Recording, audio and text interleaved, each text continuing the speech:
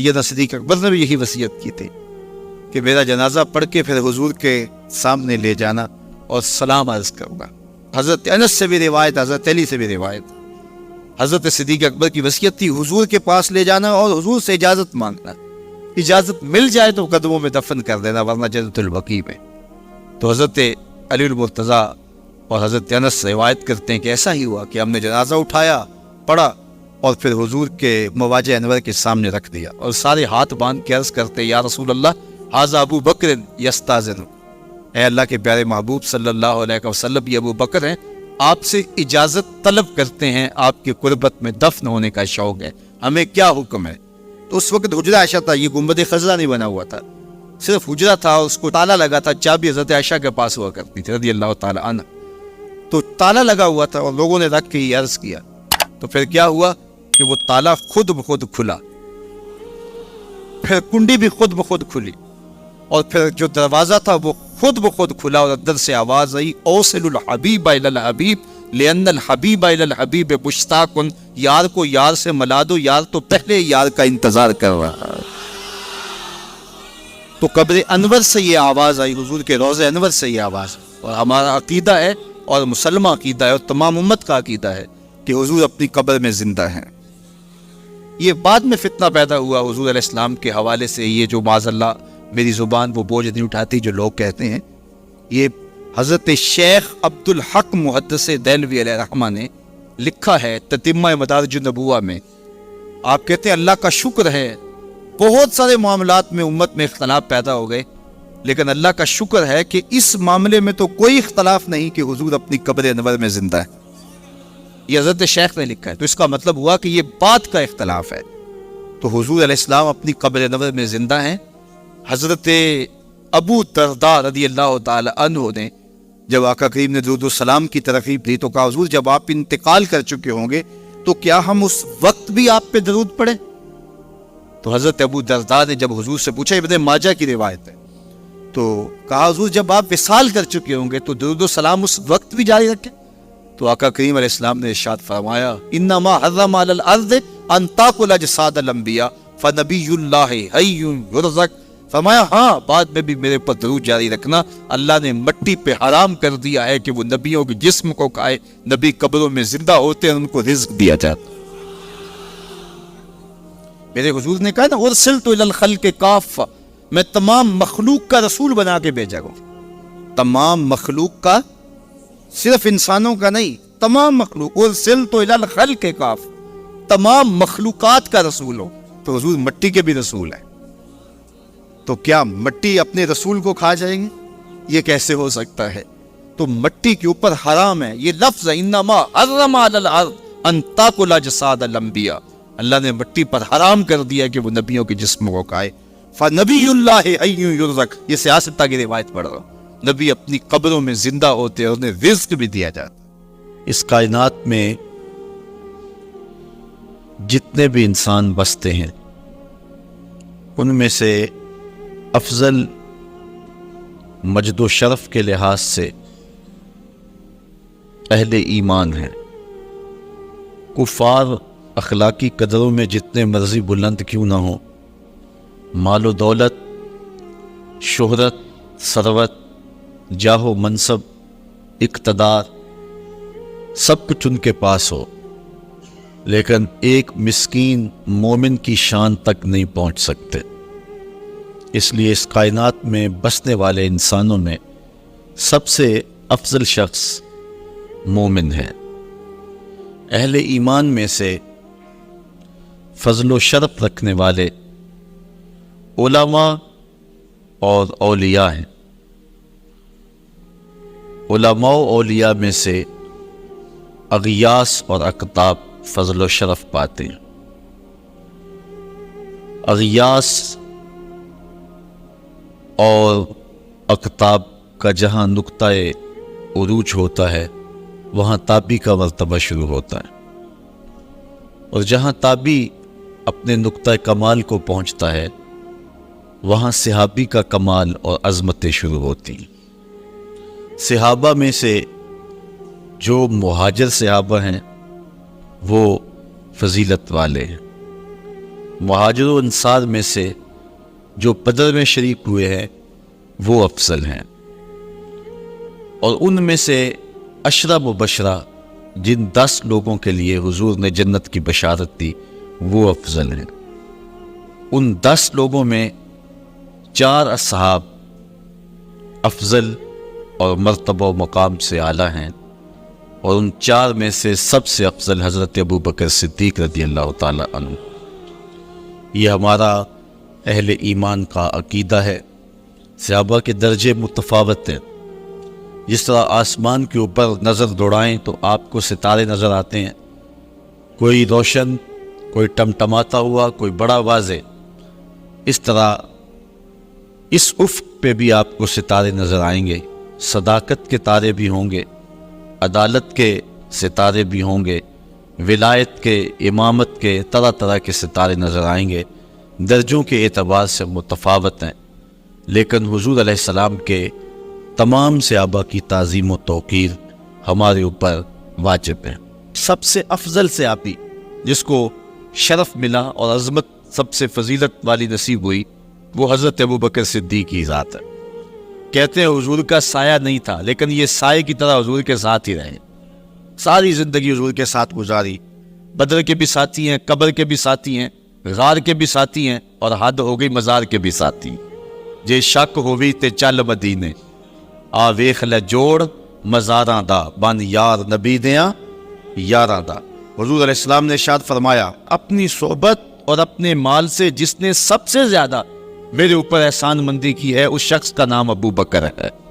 بلکہ حضور نے فرمایا کہ جس شخص نے بھی میرے اوپر کوئی احسان کیا ہے میں اس کے احسان کا بدلہ اس کو دے چکا ہوں، لیکن ایک ابو بکر ہے جس کے احسانات کا بدلہ کل قیامت کے دن اللہ ہی عطا فرمائے گا۔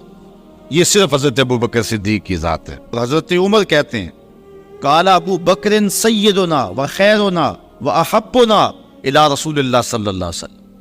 کہتے ہیں کہ ابو بکر کی کیا پوچھتے ہو، وہ ہم میں سے ہمارے سردار بھی تھے، ہم میں سے افضل بھی تھے، اور حضور سب سے زیادہ جس شخص سے پیار کرتے تھے اس شخص کا نام بھی ابو بکر ہی تھا۔ سب سے زیادہ حضور ان سے ہی پیار کیا کرتے تھے۔ حضرت عائشہ رضی اللہ تعالیٰ عنہ فرماتی ہیں کہ جب حضور علیہ السلام کا آخری وقت آیا تو آقا کریم علیہ السلام نے فرمایا کہ ابو بکر کو حکم دو کہ لوگوں کو نماز پڑھائیں۔ میں نے عرض کی کہ وہ رقیق القلب ہیں، مصلی پہ جب آپ کو نہیں پائیں گے تو بے چین ہو جائیں گے، کسی اور کے لیے حکم نامہ جاری کرو۔ حضور علیہ السلام نے فرمایا کسی قوم کے لیے مناسب ہی نہیں ہے کہ ابو بکر ان کے اندر رہتے ہو اور امامت کوئی اور کروائے۔ ابو بکر کا حق ہے کہ وہ امامت کروائیں۔ حضرت عمر رضی اللہ تعالیٰ عنہ سے ایک روایت سنیے، کہتے حضور نے ایک مرتبہ فنڈ کے لیے ارشاد فرمایا کہ لاؤ راہ خدا میں پیش کرو، تو میرے پاس اتنی خوشحالی تھی کہ اتنی کبھی خوشحالی ہوئی نہیں تھی، تو میں نے کہا اگر ابو بکر سے بڑھ سکتا ہوں تو آج بڑھ سکتا ہوں۔ میں گیا اور آدھا مال لے آیا۔ حضور نے پوچھا عمر گھر والوں کے لیے کیا چھوڑا ہے؟ میں نے کہا اتنا ہی چھوڑا آیا، آدھا لے آیا ہوں، آدھا چھوڑا ہے۔ کہتے ہیں پھر ابو بکر سارا مال ہی سمیٹ کے لے آئے۔ اللہ اکبر۔ حضور نے کہا ابو بکر تم گھر کے لیے کیا چھوڑا ہے؟ حضرت ابو بکر رضی اللہ تعالیٰ نے کہا اب کہت لہم اللہ و رسولہ، حضور میرے سامنے بھی آپ ہیں، میرے گھر میں بھی تو آپ ہی ہیں نا۔ وہ اپنے نام لیواؤں کو تنہا چھوڑتے کب ہیں، جہاں ہم دم نہ ہو کوئی وہاں سرکار ہوتے ہیں۔ تو کہا میں اللہ اس کے رسول کی رضا کو گھر چھوڑ آیا ہوں۔ حضرت عمر کہتے ہیں پھر میں نے کہا کہ میں ابو بکر سے کبھی بھی نہیں بڑھ سکتا۔ اللہ تعالیٰ نے ان کو شان ہی انوکھی دی ہے۔ حضور علیہ الصلوۃ والسلام کے وصال کے فوراً بعد منافقین نے بہت باریک چال چلی، مسلمانوں کی صفوں میں گھس گئے، بازار لبادے ان کے مسلمانوں والے تھے، تو انہوں نے مسلمانوں سے کہنا شروع کر دیا لو جی کہانی ختم ہو گئی، ساری رونقیں حضور کے دم سے تھی، نمازیں تھیں، روزے تھے، لوگ اپنے اموال کی زکوٰۃ دیا کرتے تھے، حج کا اجتماع تھا، یہ سب کچھ ختم ہو جائے گا، اب کون مال خرچ کرے گا، کس نے جان راہ خدا میں قربان کرنی ہے، کوئی سحر کے وقت اٹھ کے کیوں مسجد میں آئے گا۔ بظاہر لگتا تھا کہ یہ بڑی ہمدردی اور دلجوئی سے حقیقت ہے، حال کو بیان کر رہے ہیں، لیکن اس کے اندر چھپا ہوا ظاہر تھا. جو نئے قبائل اسلام لائے تھے، یہ خبر جب ادھر پہنچی تو انہوں نے ارتداد کا رستہ اختیار کر دیا. بہت سارے قبیلے، آپ پڑھیں تاریخ، مرتد ہو گئے. کسی نے زکوٰۃ دینے سے انکار کر دیا. مسلمہ کذاب نے اپنی جھوٹی نبوت کا دعویٰ کھڑا کر دیا. حضرت صدیق اکبر کا دل زخمی ہے، کلیجہ زخمی ہے، لیکن اب اس صورتحال کا جب آپ نے مشاہدہ کیا تو آپ آگے بڑھے اور ایک اونچے ٹیلے پہ کھڑے ہوئے لوگوں کو اشارہ کیا. لوگوں نے جناب ابو بکر رضی اللہ تعالیٰ عنہ کو دیکھا تو ادھر لپک کے آ گئے. تو حضرت ابو بکر صدیق رضی اللہ تعالیٰ عنہ نے مختصر خطاب کرتے ہوئے آپ نے کہا، لوگوں مجھے ایک بات بتاؤ، تم اللہ کی عبادت کرتے تھے کہ رسول اللہ کی عبادت کرتے تھے؟ لوگوں نے کہا کہ ہم اللہ کی عبادت کرتے تھے. تو کہا کہ اگر تو تم رسول اللہ کی عبادت کرتے تھے تو حضور وصال کر گئے، اور اگر تم اللہ کی عبادت کرتے تھے تو وہ آج بھی حی ہے، لا یموت ہے، اسے موت ہے ہی نہیں. پھر کہا، جس دین کے لیے میرے اور آپ کے آقا و مولا نے اپنی ساری زندگی لگا دی، کیا حضور کے وصال کر جانے کے بعد تم اس دین کو چھوڑ دو گے؟ تو لوگوں نے کہا، کیوں چھوڑیں گے؟ تو کہا، پھر اٹھو اور دین کا جھنڈا لے کے پوری دنیا پہ چھا جاؤ. تو آپ نے لوگوں کو سنبھالا. تو حضرت عبداللہ ابن مسعود رضی اللہ تعالیٰ عنہ فرماتے ہیں کہ اگر حضرت ابو بکر رضی اللہ تعالیٰ عنہ کے ذریعے سے اللہ ہمارے اوپر احسان نہ کرتا تو ہم ہلاک ہو جاتے. اس امت کو بکھرنے سے بچایا ہے، شیرازہ متحد رکھا ہے، تو وہ ذات سیدنا صدیق اکبر رضی اللہ تعالیٰ عنہ. اور حضور یہ سارے اشارے دے کر گئے تھے. ایک خاتون آئی، کوئی کام تھا اس کو، اس نے کہا، تو حضور نے فرمایا پھر آنا. تو اس نے کہا کہ اگر میں پھر آؤں تو آپ نہ ہوں. اس کی مراد یہ تھی کہ آپ وصال کر گئے ہوں. تو آقا کریم علیہ السلام نے فرمایا، اگر میں نہ ہوا ابو بکر تو ہوں گے، میں نہ ہوا تو ابو بکر کے پاس آ جانا. اللہ اکبر. حضور نے حضرت ابو بکر رضی اللہ تعالیٰ عنہ کو اپنی زندگی میں مصلی پہ کھڑا کیا. ترمذی کے لفظ ہیں، حضور نے ارشاد فرمایا، لا ينبغي لقوم فیہم ابو بکر ان یؤمہم غیرہ. کسی قوم کے لیے مناسب ہی نہیں ہے کہ ابو بکر ان کے اندر رہتا اور امامت کوئی اور کروائے. مروا ابا بکر فلیصلی بالناس. ابو بکر کو حکم دو کہ وہ لوگوں کو نماز پڑھائے. اور پھر مصلی پہ جا کے حضرت ابو بکر کھڑے ہوئے. 17 نمازیں حضور علیہ الصلوۃ والسلام کی حیات طیبہ کے اندر حضرت ابو بکر نے پڑھائی. اللہ اکبر. فرمایا، ما نفعنی مال احد قط ما نفعنی مال ابی بکر. مجھے کسی کے مال نے اتنا نفع نہیں دیا جتنا ابو بکر کے مال نے دیا. اللہ کے علاوہ اگر میں کسی کو خلیل بناتا تو ابو بکر کو بناتا، لیکن اللہ میرا خلیل ہے. جنہیں سیدہ کہول اہل الجنہ کہا گیا، جنت کے بوڑھوں کے سردار بنائے گئے. حضور نبی رحمت صلی اللہ علیہ وآلہ وسلم کی نیابت اور حضور علیہ الصلوۃ والسلام کی خلافت کا تاج ان کے سر پہ رکھا گیا، جن کی صحابیت کو میرے رب نے قرآن میں بیان فرمایا. اذ یقول لصاحبہ لا تحزن ان اللہ معنا. جب غار ثور میں حضور علیہ الصلوۃ والسلام سیدنا ابو بکر رضی اللہ تعالیٰ عنہ کی گود میں سر رکھ کے لیٹے ہوئے تھے. سانپ ایڑی پہ ڈنگ کے ڈنگ لگا رہا ہے اور آپ اپنی ٹانگ کو جنبش نہیں ہونے دیتے. آنکھوں کا حلقہ توڑ کے آنسو حضور کے رخسار پہ گرتے ہیں، اور آقا کریم بیدار ہوتے ہیں، اور بیدار ہو کے پوچھتے ہیں، ما لک یا ابا بکر. ابو بکر کیا ہوا؟ ادب کے اس کرینے کو جناب سیدنا صدیق اکبر نہیں بھولتے. کہتے ہیں، فدا کا امی و ابی یا رسول اللہ. لو دیکھ تو حضور، میری ماں بھی آپ کے قدموں پہ قربان جائے، میرا باپ بھی آپ کی راہوں پہ نچھاور، میرا قبیلہ، میرا خاندان آپ کے قدموں پہ قربان، مجھے سانپ نے ڈس لیا ہے. تو محبت کا یہ اسلوب اور الفت کا یہ طریق آپ کو یہاں ملے گا کہ انداز الفت نہیں چھوڑتے. تو سانپ کا کام تو ڈسنا ہے، چاہے وہ غار میں ڈسے یا اسلام آباد میں بیٹھ کے ڈنگ لگائے، وہ تو ڈستا رہے گا. لیکن ابو بکر حضور کی محبت کے ترانے پڑھتا رہے گا. سیدنا صدیق اکبر کی سب سے بڑی آرزو جب پوچھی گئی تو وہ یہی تھی کہ آنکھیں میری ہوں، چہرہ حضور کا ہو. نہ چہرہ ہٹے نہ آنکھیں تھکیں، دیکھتا رہوں اور دیکھتا رہوں. اس واقعہ کی حکایت قرآن نے بیان کی ہے. اذ یقول لصاحبہ، صحابی کا ٹائٹل قرآن نے حضرت سیدنا صدیق اکبر کے نام کیا ہے. اس لیے حضرت سیدنا صدیق اکبر کی صحابیت کا انکار کفر ہے. جو حضرت صدیق اکبر کو کافر کہتا ہے وہ خود کافر ہے، اس لیے کہ ان کا ایمان، ان کا اسلام اور ان کی صحابیت قرآن کی قطعی نص سے ثابت ہے اور ان لفظوں کے ساتھ ثابت ہے. اذ یقول لصاحبہ لا تحزن، کہا گھبرانے کی ضرورت نہیں، ان اللہ معنا، اللہ ہمارے ساتھ ہے، اللہ ہمارے ساتھ ہے. اور پھر کہا وَالثَّانِي اثْنَيْنِ إِذْ هُمَا فِي الْغَارِ، دو میں سے دوسرا. اللہ اکبر، اللہ نے دو میں سے دوسرا کہا ہے. یہ شان ہے سیدنا صدیق ہے جو ثانی اثنین ہیں غار میں. اللہ اکبر. یار کہتے ہیں حضور کا سایہ نہیں تھا، لیکن جناب ابو بکر سائے کی طرح حضور کے ساتھ، قبر کے بھی ساتھی، بدر کے بھی ساتھی، سفر کے بھی ساتھی، حضر کے بھی ساتھی. تو حضرت صدیق اکبر رضی اللہ تعالیٰ عنہ کی صحابیت قطعی نص سے ثابت ہے. اور سیدنا صدیق اکبر رضی اللہ تعالیٰ عنہ حضور علیہ الصلوۃ والسلام کے خسر ہیں. حضرت سیدنا صدیق اکبر رضی اللہ تعالیٰ عنہ کا دایاں ہاتھ حضور نے اپنے ہاتھ میں پکڑا ہے اور بایاں حضرت عمر کا ہاتھ پکڑا ہے. اور حضور ایسے مسجد نبی سے باہر نکل رہے ہیں اور کوئی شخص داخل ہوا، فرمایا قیامت کے دن ہم ایسے ہی اٹھائے جائیں گے.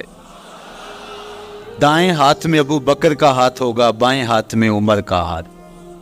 اللہ اکبر. یہ ہیں حضرت ابو بکر رضی اللہ تعالیٰ. جو بدبخت سیدنا صدیق اکبر رضی اللہ تعالیٰ عنہ کے ایمان پہ شک بھی کرے وہ مومن نہیں رہتا. یہ وقت بھی آنا تھا ہمارے اوپر کہ پاکستان کے دارالحکومت میں کھڑے ہو کر کے سیدنا صدیق اکبر رضی اللہ تعالیٰ عنہ کے بارے میں ایسے نازیبہ کلمات کہے جانے.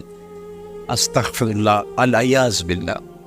حضور علیہ الصلوۃ والسلام نے ارشاد فرمایا اذا رأیتم الذین یسبون اصحابی فقولوا لعنۃ اللہ علی شرکم. عبداللہ ابن عمر سے روایت ہے، حضور نے فرمایا اگر تم کچھ لوگوں کو دیکھو کہ میرے اصحاب کو گالی دیتی اور تم کہو تمہاری شر پہ اللہ کی لعنت ہو. یہ حضور نے حکم دیا ہے کہ یہ اس کے جواب میں کہو.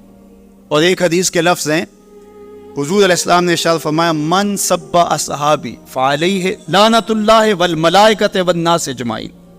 جو میرے اصحاب کو گالی دے اس پر اللہ کی بھی لعنت، فرشتوں کی بھی لعنت اور تمام مخلوقات کی بھی لعنت. تو یہ ملعون جو حضرت سیدنا صدیق اکبر اور دیگر اصحاب کو بھونکتے ہیں اور ان کے بارے میں نازیبہ کلمات کہتے ہیں، ان کی شر سے اس ملک کو پاک کرنا چاہیے. چنگاری جب بھڑکائی جاتی ہے تو پورے شہر جل جاتے. 7-8 سال قبل کی کہانی ہمیں یاد ہے کہ کیا دردناک لمحات ہوتے تھے. روزانہ لاشیں اٹھانی پڑتی تھی. وہ ایسے ہی ناعاقبت اندیش لوگوں کی وجہ سے ہوا. اگر اداروں نے اس میں تساہل برتا، سستی سے کام لیا، یا کسی شخص کی خوشنودی کے لیے انہوں نے پسو پیش کیا تو یا معاملے کو گول مول کرنا چاہا تو حالات کنٹرول میں نہیں رہیں گے. یہ بھڑکائی ہوئی آگ ملک کو خاکستر بنا سکتی ہے. اللہ میرے وطن کی حفاظت فرمائے. یہ ملک قربانیوں سے حاصل کیا گیا ہے اور اس کے امن کو بحال کرنے کے لیے ہمارے اداروں نے بہت محنت کی ہے، بہت لوگوں نے قربانیاں دی. تو ایسے ناہنجار لوگوں، ایسے بدبخت لوگوں کو فوراً قانون اپنی گرفت میں لے اور ایسے بدزبانوں کو لگام دینی چاہیے کہ جو اصحاب رسول کو بھونکتے ہیں اور اتنے سخت جملے کہتے ہیں. معاذ اللہ سیدنا صدیق اکبر کو کافر کہا جائے گا؟ جو صدیق میرے نبی کے دل کا چین ہے، جو اسلام کی بہار ہے. عبداللہ ابن مسعود فرماتے ہیں ہم بچے ہی ابو بکر کی وجہ سے تھے ورنہ ہلاک ہو جاتے. جس ابو بکر رضی اللہ تعالیٰ عنہ کو حضور نے مصلی پہ کھڑا کیا، جس ابو بکر رضی اللہ تعالیٰ عنہ پہ اتنا اعتماد تھا کہ ہجرت والی رات ان کا انتخاب کیا.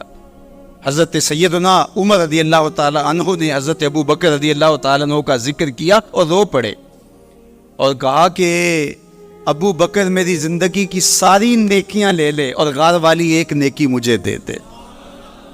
اور پھر کہا کرتے تھے کہ کاش کہ میں ابو بکر کے سینے کا بال ہوتا۔ ابن جوزی نے لکھا ہے کہ ہمارے بزرگ اور اسلاف جو تھے وہ ابو بکر و عمر رضی اللہ تعالی عنہما کی محبت اپنی اولاد کو یوں سکھایا کرتے تھے جیسے قرآن کی آیتیں سکھائی جاتی۔ ان کی محبت اولادوں کے سینوں میں راسخ کیا کرتے تھے۔ معمولی سی میل بھی سیدنا صدیق اکبر کے بارے میں برباد کر دیتی ہے۔ اللہ کے نبی کا ہر سے ابھی با کمال ہے، لیکن ابو بکر ہے۔ جے شک ہووی تے چل مدینے، جے شک ہووی تے چل مدینے، آ ویخ لے جوڑ مزاراں دا، بن یار نبی دیاں یاراں دا۔ تو ان سے ہماری محبت کا رشتہ استوار ہے۔ تو جس شخص نے بھی یہ جملہ کہا ہم اس کی مذمت کرتے ہیں۔ مذمت تو لفظ بہت چھوٹا ہے، اس کو قرار واقع سزا دیجئے۔ وہ بدترین انسان ہے روئے زمین پہ، اور اس سے کوئی روح رعایت نہ رکھی جائے تاکہ آئندہ ایسے راستے بند ہو۔ اداروں کو اس پر فی الفور نوٹس لینا چاہیے قبل اس سے کہ حالات ہاتھ سے باہر نکل جائیں اور بے قابو ہو جائیں۔ اللہ ہم سب کو اپنی رحمتوں کے حصار میں رکھے، اپنی گود میں رکھا اور حضور استراحت فرما۔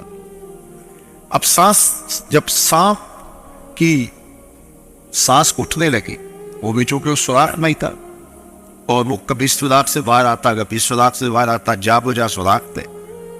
تو جب اس کی سانس گھٹنے لگی اور اس نے دیکھا کہ جس راستے سے جاتا ہے مسدود پاتا ہے، تو ایک جگہ اس نے انسانی گوشت دیکھا اور اس نے ڈر لگایا وجود کو برقرار رکھ پائے۔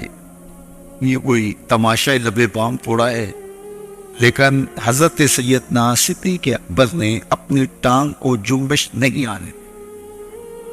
حضرت عمر کی جو روایت اس پہ لفظ ہے مخافۃ ان یتنبہ رسول اللہ صلی اللہ علیہ وسلم، اس ڈر سے کہ کہیں حضور بیدار نہ ہو جائے۔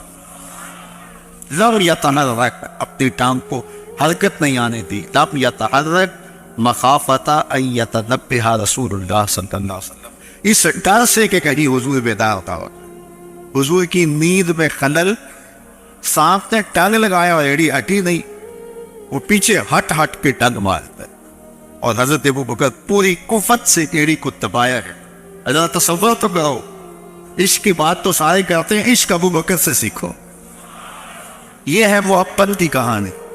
حضرت ابو بکر صدیق نے زور سے ایڑی رکھی ہے، اور سانپ جو ہے وہ ہٹ کے ٹنگ مار رہا ہے اور زہر جسم میں سرایت کر رہا ہے، اور حضرت ابو بکر صدیق اپنی ٹانگ کو جنبش بھی نہیں آنے دیتے، اس ڈر سے کہ کہیں حضور کی نیند میں خلل نہ آ جائے۔ سارا دھیان ادھر رکھ دیا کہ ٹانگ کو جنبش نہ آئے۔ بے اختیار آنسو نکل پڑے اور حضور کے چہرہ نور پہ گرے۔ دھیان چونکہ ادھر لگا تھا، آنسو ادھر سے نکلے، حضور کے رخسار پہ گرے۔ حضور بیدار، اور حضور نے فرمایا مارے گا یا ابو بکر؟ ابو بکر کیا ہوا؟ ابو بکر کیا ہوا؟ انسان دکھوں میں بھرا پڑا ہو، تکلیف پہ تکلیف گزر رہی ہو، اور کوئی پوچھ لے تو انسان پھٹ پڑتا ہے، بہت جلدی بولتا ہے، پھر اس کے القاب اور اس کا نام اور اس کے لیے جو بولنے کا سٹائل ہے وہ بھول جاتا ہے، وہ جلدی اپنا ٹکڑا بیان کرتا ہے۔ لیکن یہاں پیار کی کہانی اتنی دل آویز ہے، اللہ اکبر۔ یہ حضرت عمر کی روایت پڑھ کہ یوں ایڑی زور کے ساتھ سوراخ پہ رکھی ہے، دل پہ رکھی ہے، سانپ ہٹ کے ٹانگ لگا رہا ہے، ساری توجہ ٹانگ کی طرف ہے کہیں ہل نہ جائے اور حضور بیدار نہ ہو جائے، اور اچانک آنکھوں سے آنسو ٹپ کے حضور کے رخسار پہ گرے۔ آقا کریم بیدار ہو کے پوچھتے ہیں مالا کا یا ابا بکر؟ ابو بکر کیا ہوا؟ تو حضرت ابو بکر کیا بولتے ہیں؟ لطیغت فدا کا امی و ابی یا رسول اللہ، یا رسول اللہ میری ماں بھی آپ کے قدموں پہ قربان ہو، میرا باپ بھی آپ کے قدموں میں قربان ہو، سامنے مجھے ڈس دیا ہے۔ اللہ اکبر۔ ادب کی اس سٹائل کو چھوڑا، محبت کے اس انداز کو ہنگامی حالت میں بھی ترک نہیں ہونے دیا۔ گفتگو کا سلیقہ اور بات کرنے کا جو طریقہ ماضی میں تھا، آج میں اسے ملحوظ رکھا اور اسی سٹائل سے بات کرتے۔ میری ماں بھی آپ کے قدموں پہ قربان، میرا باپ بھی آپ کی راہوں پہ نچھاور، حضور مجھے سانپ نے ڈس لیا ہے۔ اللہ اکبر۔ پھر حضور علیہ السلام نے فرمایا قدم اٹھاؤ. قدم اٹھایا تو آقا کریم نے اپنا لعاب دہن ٹکا دی اور حضرت ابوبکر صدیق کا درد بھی جاتا رہا, زہر کے اثرات بھی ختم ہو گئے. اور جب آپ کا آخری وقت آیا تو وہ دوبارہ عود کر آئے. اور حضرت عمر فرماتے ہیں کہ آپ کی وفات کا سبب وہی سانپ کا ٹگ تھا. اللہ اکبر. عاشق کی موت آئی ہے اور عاشق دنیا سے رخصت ہوئے تو وہی لمحے دوبارہ لوٹ آئے. وہی سانپ کے جو ہے وہ زہر کا اثر سرایت کرنے لگا ہے. وہ حضرت ابو بکر کا جب آخری وقت تھا تو غار ثور کی ساری یادیں پھر تازہ ہونے لگی. اللہ اکبر. تو حضرت ابو بکر صدیق اور حضور 3 دن تک اور 3 راتیں اس غار میں رہے. اب یہ ڈھونڈتے رہے کہ ادھر گئے ہوں گے, ادھر رہے ہوں گے. پھر ان کے کھوجی نے کہا کہ نشان تو ادھر جاتے, اور ان کو لے کے وہ غار ثور کی طرف بڑھ گیا اور باہر چڑھ گیا. غار ثور کے آگے جب گیا تو وہاں تک نشان تھے. آگے ایک جھاڑی تھی جس پر تالا جو ہے وہ جالا تن لیا تھا عنکبوت نے, مکڑی نے, اور فاختہ نے انڈے بھی دے دیے تھے. تو اب وہاں ان کا گمان ہوا کہ اگر یہاں سے اندر گئے ہوئے ہوتے تو یہ جالا ٹوٹ جانا. یہ تو ممکن نہیں ہے. فاختہ تو انسانی وجود کو دیکھ کر کے اڑ جاتی ہے, تو یہ فاختہ میں اٹھے رہی. اب جنہوں نے غار ثور دیکھی ہے ان کے ذہن میں سارا نقشہ پھونک گیا ہوگا, وہ اس تصور میں گھوم رہے ہوں گے. وہ یہاں مرکز مصطفیٰ میں نہیں بیٹھے, غار ثور کے آگے بیٹھے ہوئے ہوں گے. پھر وہ کیا منظر ہے. اللہ اکبر. تو غار اوپر سے نیچے آتی ہے اور نیچے تھانا ہے غار, اور جو غار کے اندر بیٹھے ہو سامنے جو پلیٹ فارم بنا ہوا ہے اس کے اوپر چلتے پھرتے باتیں کرتے وہ سارے لوگ نظر آتے ہیں اوپر والے کو جو غار کے اندر بیٹھے. اور جو غار جو باہر ہے ان کو غار کے اندر کچھ نظر نہیں آ رہا. ایک تو غار کے اندر اندھیرا, اور دوسری بات اگر دیکھنا بھی چاہیں تو چھپ کر کے دیکھنا پڑتا ہے. اپنے نیچے جھکیں اور پھر اندر دیکھیں تو کچھ دکھائی دے گا, اور وہ نہیں دیکھ رہے تھے. تو حضرت ابوبکر صدیق رضی اللہ تعالیٰ عنہ نے جب دیکھا مشرکین چل رہے ہیں, ان کی آوازیں بھی آ رہی ہے, وہ ان سے کہا کہ حضور یہ کیا ہوا. اذ یقول لصاحب لا تحزن ان اللہ معنا. قرآن بتاتا ہے دونوں میں سے ایک جب اس کو جب فکر نہ ہے کوئی, ایک ہوتا ہے اپنی جان کا خوف, اس کو خوف کہتے ہیں, جو دوسرے کے لیے ہوتا ہے اس کو حزن کہتے ہیں. صدیق اکبر کو اپنی جان کا خوف نہیں تھا, حضور کی جان کی فکر تھی. تو اللہ کے محبوب نے فرمایا, قرآن نے اس کی حکایت کی, لا تحزن, پریشان ہونے کی ضرورت نہیں, ان اللہ معنا, اللہ ہمارے ساتھ ہے, اللہ ہمارے ساتھ ہے. بلکہ فرمایا ابو بکر تو ان 2 کے بارے میں کیا کہتا ہے جن کا تیسرا اللہ ہو. ان 2 کے بارے میں تو کیا کہتا ہے جن کا تیسرا. اور وہاں سوچتے رہے آگے کدھر گئے ہیں, آگے کدھر گئے ہیں, اور رات سامنے کدھر گئے, اور حضور ان کو دیکھ رہے, ابو بکر صدیق ان کو دیکھ رہے. میرے استاد تھے, فرمانے لگے کہ حضور علیہ السلام کو دیکھنے کے لیے چھپ کے دیکھنا پڑتا ہے. اس غار میں نے حضور تب نظر آتے ہیں کہ وہ چھپ کے دیکھتے, اور اگر وہ چھپ کے دیکھنے کی عادت رکھتے تو مکے میں ہی دیکھ لیتے, مکے میں ہی دیکھ لیتے. اس لیے انہوں نے چکنا نہیں تھا, اور جو چکنا نہیں جانتا وہ نبی کو دیکھ نہیں پاتا, اور جو چکتا ہے بلال دیکھ لیتا ہے, عمار دیکھ لیتا ہے, ابو بکر دیکھ لیتا ہے. اللہ اکبر. تو یہ تو وہاں مکے میں نہیں دیکھ سکے. ابھی تو قرآن نے کہا نا وَتَرَاهُمْ يَنْظُرُونَ إِلَيْكَ وَهُمْ لَا يُبْصِرُونَ. محبوب یہ جو آنکھیں پھاڑ پھاڑ کے آپ کو دیکھ رہے ہیں, آپ ان کے دیکھنے کو دیکھ رہے ہیں. وَتَرَاهُمْ, آپ ان کو دیکھ رہے ہیں. يَنْظُرُونَ إِلَيْكَ, یہ آپ کو دیکھ رہے ہیں, آپ دیکھ رہے ہیں کہ یہ آپ کو دیکھ رہے ہیں. وَهُمْ لَا يُبْصِرُونَ, میں خدا کو کہتا ہوں یہ نہیں دیکھ رہے. توجہ تو کری, قرآن مجید کی اس اسلوب کو تو ملاحظہ کیے. وَتَرَاهُمْ, آپ ان کو دیکھ رہے ہیں. کیا دیکھ رہے ہیں؟ يَنْظُرُونَ إِلَيْكَ, کہ یہ آپ کو دیکھ رہے ہیں. وَهُمْ لَا يُبْصِرُونَ, محبوب نہیں دیکھ رہے, نہیں دیکھ رہے. آپ کو لگتا ہے کہ دیکھ رہے, دنیا میں سمجھتی ہے دیکھ رہے, یہ آنکھیں پھاڑ پھاڑ کے دیکھ رہے ہیں، لیکن میں کہتا ہوں نہیں دیکھ رہے. جنہاں نے یاروں اپنے جہاں دیکھا دیکھے، جنہ ویکھیا نہیں ہو کرن کرنا، جنہ ویکھیا نہیں ہو کرن کرنا، جنہ ویکھیا ہو تے بول دے دے، جڑے محرم راز حقیقت تے اور راز حقیقت کھول دے. انہوں نے دیکھا نہیں تھا، دیکھا تو بلال حبشی نے تھا، دیکھا تو عمار ابن یاسر میں تھا، دیکھا تو حضرت مقداد نے تھا، دیکھا تو ابو بکر صدیق نے تھا، دیکھا تو فاروق اعظم نے تھا. تو یہ دیکھنا ہے، تو یہ آنکھیں پھاڑ پھاڑ کے دیکھ رہے ہیں. میں کہتا ہوں یہ نہیں دیکھ رہے. وہ جھکتے تو دیکھتے، جو جھکنا نہیں جانتے وہ دیکھنا کیسے چاہتے. تو کسی کو دیکھنے کے لیے اپنا آپ مٹانا پڑتا ہے.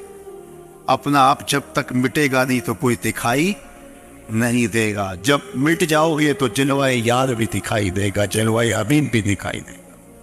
اللہ اکبر. تو حضرت سیدنا صدیق اکبر رضی اللہ تعالیٰ کو 3 ادوہاں گزارے. حضرت عمر کہا کرتے تھے رضی اللہ تعالیٰ کو، روتے تھے جب حضرت ابو بکر صدیق کا ذکر کرتے، کہتے تھے کہ ابو بکر مجھے غار کی ایک رات والی وہ نیکی دے دیں، میری ساری زندگی کی نیکیاں لے لیں. عمر مومن سیدہ عائشہ رضی اللہ تعالیٰ عنہ فرماتی ہیں ایک دن تاروں بری شمس تھی اور حضور علیہ السلام میرے کاشانہ دور میں تھے، کاشانہ رحمت میں تھے. تو ایسے تاروں پہ نظر پڑی تو میں نے حضور سے سوال کیا، حضور تاروں جتنے نیکیاں بھی کسی کی ہوگی؟ چمکتے ہوئے ستارے، تا حد نظر پھیلا ہوا آسمان. تو بے سہتا میں نے کہا حضور ستاروں جتنے نیکیاں بھی کسی کی ہوگی؟ حضور نے برجستہ کہا ہاں عمر کی. تو کہا میرے سوال کے پیچھے ایک آرزو تھی کہ میرے باپ کا نام لیا جائے. بیٹی کو باپ کے ساتھ جو محبت ہوتی ہے وہ تو ایک انوکھا جہاں ہے، ایک انوکھی کائنات ہے. اور پھر باپ بھی ابو بکر ہو اور بیٹی بھی صدیقہ کائنات، پھر ان کی محبت، اللہ اکبر.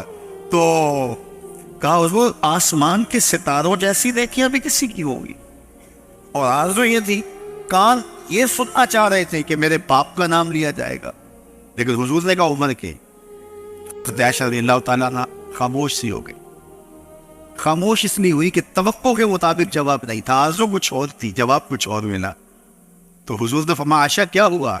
عرض کی حضور میری تو آرزو تھی کہ میرے باپ کا نام لیا جائے گا.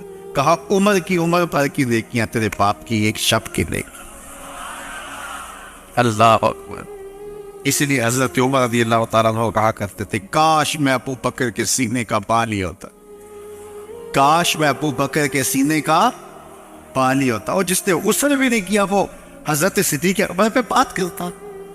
یہ حضرت عمر کہہ رہے ہیں، وہ عمر جس کے بارے میں حضور نے فرمایا کہ شیطان عمر کے سائے سے بھاگتا ہے، وہ عمر جس کے بارے میں ارشاد فرمایا کہ لو کان بعدی نبیا لکان عمر، میرے بعد اگر کسی کے سر پہ نبوت کا تاج سجتا تو وہ عمر کے سر پہ سجتا. وہ عمر جس کے بارے میں میرے اور آپ کے آقا و مولا نے ارشاد فرمایا کہ عمر چراغ اہل جنت ہے. لوگوں سے کہا لوگوں جب نیک لوگوں کی بات کیا کرو تو میرے عمر کی بھی بات کیا کرو، میرے عمر کا ذکر بھی چھیڑا کرو. وہ عمر اللہ اکبر جو مراد اصول ہے، وہ کیا کہہ رہے؟ کاش میں ابو بکر کے سینے پر اگا ہوا ایک پال ہوتا. یہ شان ہے سیدنا صدیق اکبر رضی اللہ تعالی عنہ. تو حضور علیہ السلام نے حضرت ابو بکر سے کہا ڈرنے کی ضرورت نہیں. اذ یقول لصاحبہ، صدیق اکبر رضی اللہ تعالیٰ عنہ کی صحابیت ثابت ہے قرآن کی قطعی نص کے ساتھ. جب اپنے صاحب سے کہا، صحابی سے کہا لا تحزن ان اللہ معنا، اللہ ہمارے ساتھ ہے. اللہ اکبر. یہ تھا غار کا. اور اقبال کہتا ہے ثانی سنین و غارو بدر و قبر. اب بدر کی کہانی آئے. بدر میں 313 صحابہ کو لے کر حضور آئے جب کفار 1000 کے لشکر جرار کو لے کر پہنچے. تو حضور کے لیے ایک چھپر بنایا گیا، عریش، وہ لکڑیوں کا ایک سایہ کیا گیا اور وہاں حضور کو بٹھایا گیا کہ کوئی ذرا نہ حضور کو پہنچے، جنگ کا کوئی نقصان پڑے تو کوئی حضور تک نہ پہنچے. تو حضور یہاں آرام کریں گے، یہاں ٹھہریں گے، یہاں سے حضور کمان کریں گے. وہ آج جنگ میں ہوتا نا کنٹرول روم، اور حضور کا بتایا گیا۔ اب حضور کا پہرا کون تھے؟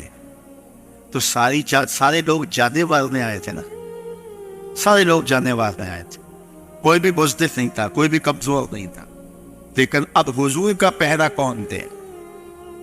تو کوئی آگے نہیں بڑھ رہا، حضرت ابو بکر بڑھے رضی اللہ تعالی۔ اس کا کیا مطلب؟ یہ حضرت علی سے پوچھیے، مسجد کوفہ میں بیٹھے ہیں، منبر پہ خطبہ دے رہے ہیں، لوگوں کا ہجوم ہے، ایھا الناس من اشجع فی ہذہ الامہ، من اشجع ہذہ الامہ، اے لوگوں بتاؤ اس امت میں سب سے بہادر شخص کون ہے؟ جس طرح لوگوں نے مانتا یار یہ آپ ہی ہیں۔ حضرت علی فرمایا نہیں، اس امت میں سب سے بہادر شخص کا نام ابو بکر ہے، سب سے بہادر شخص کا نام بکر ہے۔ وہ کیسے؟ آپ اسد اللہ ہیں، شیر خدا ہیں، فاتح خیبر ہے، تو سب سے بہادر شخص ابو بکر۔ حضرت علی فرمانے لگے جب حضور نے کہا نا، جب حضور مسجد عریش میں وہ چھپر کے نیچے، اس عریش کے نیچے حضور کو حضور کو جگہ تیار کی گئی اور وہاں حضور تشریف فرما ہوئے، تو کہا گیا کون حضور کا پہرا دے گا؟ تو کوئی آگے نہیں بڑھ رہا تھا، اس لیے نہیں کہ کوئی جان نہیں دینا چاہتا، ڈیوٹی بڑی حساس تھی، کوئی مجھے کاٹ کے آگے نہ بڑھ جائے، دیکھنا کوئی مجھے مار کے آگے جائے گا تو صحیح، تو یہ سارے کہہ رہے ہیں کوئی مجھے کاٹ کے آگے نہ بڑھ جائے اور قیمتی اساس سرمائے کو نقصان نہ پہنچے، جان رحمت عالم کو نقصان نہ پہنچے۔ اللہ اکبر۔ لیکن حضرت ابو بکر آگے بڑے، کہا پیدا ہوگا، یعنی کوئی مجھے کاٹے گا تو آگے، میری تلوار توڑے گا تو آگے چڑھے۔ تو کہا اس امت کا سب سے بہادر شخص ابو بکر رضی اللہ عنہ۔ پھر جگہ بدر کے اندر جس طرح حضور علیہ الصلوۃ والسلام پر کیفیات تازی ہوئی، حضور اللہ کی بارگاہ میں دعا مانگتے، اور ایسی دعا آج تک کسی نے نہیں مانگی جو میری حضور نے۔ اللہم ان تہلک ہذہ العصابہ لم تعبد فی الارض ابدا، اے اللہ اگر یہ 313 نہ رہے قیامت تک تجھے بھی خدا کوئی نہیں کہے گا۔ اور حضور اس قدر آوازاری کرتے ہیں کہ حضور کی چادر سر سے ڈھل کے کندھوں سے مبارک پیٹھ پہ آ جاتی، اور حضرت ابو بکر پھر اٹھا کے سر پہ رکھتے کہتے ہیں حسب ہوگا، حضور بس کرو، اللہ مدد کرے۔ لیکن حضور آوازاری کیے جا رہے، اے اللہ اس دھرتی پہ تیرے نام لیوا یہی ہے، اگر یہ نہ رہے تو قیامت تک تجھے بھی کوئی خدا نہیں کہے گا۔ اور حضور آوازاری کیے جا رہے، حضرت ابو بکر صدیق بار بار چادر سر پہ رکھتے ہیں، پھر اچانک حضور مسکر آئے، ابشر یا ابا بکر، ابو بکر بشارت، تو وہ جبریل آ گئے ہیں، اللہ کی مدد لے کر آ گئے۔ اللہ اکبر۔ تو بدر میں حضرت ابو بکر صدیق حضور کی قربت میں رہے، غار میں حضور کی قربت میں رہے۔ اور اقبال نے تیسری بات کہی، ثانی اثنین غار و بدر و قمر، جب آخری وقت آنے لگا تو حضرت صدیق اکبر نے حضرت علی کو بلایا، علی اذا انا مت، علی جب میں فوت ہو جاؤں۔ خطیب بغدادی نے لکھا ہے، امام سیوطی نے لکھا ہے، باقی لوگوں نے لکھا ہے، حضرت انس سے بھی روایت ہے، حضرت علی سے بھی، جب میں فوت ہو جاؤں تو مجھے ان ہاتھوں سے غسل دینا جن ہاتھوں سے حضور کو دیا تھا۔ اللہ اکبر۔ اور پھر میرا جنازہ پڑھنا اور حضور کے روضے پہ لے جانا، دیکھنا وہ اشارہ مل جائے تو اندر دفن کر دینا، ورنہ جنت البقیع میں تدفین کر دینا۔ حضرت علی رضی اللہ تعالیٰ عنہ فرماتے ہیں، حضرت انس کہتے ہیں کہ وصال ہو گیا، فجاء علی مسترجعا، حضرت علی آئے انا للہ و انا الیہ راجعون پڑھتے اور رخ سے کپڑا اٹھایا، اللہ اکبر، گوری سوئی سیج پہ مکھ پہ ڈالے کھیس، اللہ اکبر، چل خسرو تو دیس اپنے انسان چبی پردیس، جا علی مسترجعا انا للہ و انا الیہ راجعون پڑھا اور کہا الیوم انقطعت خلافت النبوہ، حضور کی خلافت آج ہم سے رخصت ہو رہی ہے۔ اور پھر غسل دیا، پھر جنازہ پڑھا، گنبد خضرا آباد میں بنا ہے، قبہ انور آباد میں بنا، اس وقت حجرہ تھا، اس کو دروازہ لگا تھا، دروازے کو تالا لگا کے رکھا جاتا تھا، ضرورت کے وقت کھولا جاتا۔ پھر جنازہ اٹھا کے حضور کے روضے کے سامنے رکھ دیا، سب صحابہ موجود ہیں۔ حضرت انس سے روایت ہے کہ لوگوں نے حضور پہ درود پڑھا اور کہا یا رسول اللہ صلی اللہ علیہ وسلم ھذا ابو بکر یستاذن، یہ ابو بکر ہیں، آپ کی قربت میں دفن ہونے کی آرزو رکھیں، ان کا جنازہ حاضر ہے۔ اللہ اکبر. ازا مرن تاکید آتا میت یار دے ہوئے تے پئی ہوئے, میت یار دے ہوئے تے پئی ہوئے. یوں حضرت ابوبکر صدیق کی لاشیں پڑی, صحابہ ہاتھ باندھے کھڑے ہیں, حضور پہ درود پڑھتے ہیں اور ساتھ بولتے یا رسول اللہ ھذا ابو بکر یستأذن کا, یہ ابو بکر ہیں, آپ کی غربت میں دفن ہونے کی تمنا لیے حاضر ہے, کیا حکم ہے, اور منتظر کھڑے. راوی کہتا ہے, خطیب بغدادی نے لکھا ہے, امام سیوطی نے لکھا ہے, خاتم المحدثین امام سیوطی لکھتے ہیں کفایۃ الطالب اللبیب فی غزائز اللبیب میں, کہ جب یوں ہاتھ باندھے انتظار کر رہے ہیں, پھر کیا ہوا کہ تالا خود بخود کھلا, پھر خود کھل کے گرا, پھر کنڈی کھلی, پھر دروازہ کھلا, اور اندر سے آواز آئی اوصل الحبیب الی الحبیب لأن الحبیب الی الحبیب مشتاق, یار کو یار سے ملا دو, یار پہلے ہی یار انتظار کر رہا ہے. جے شک ہوئے تھے چل مدینے, جے شک ہوئے تھے چل مدینے, آ تک لیں جوڑ مزارہ دا پن یار لمینے. وآخر دعوانا الحمدللہ.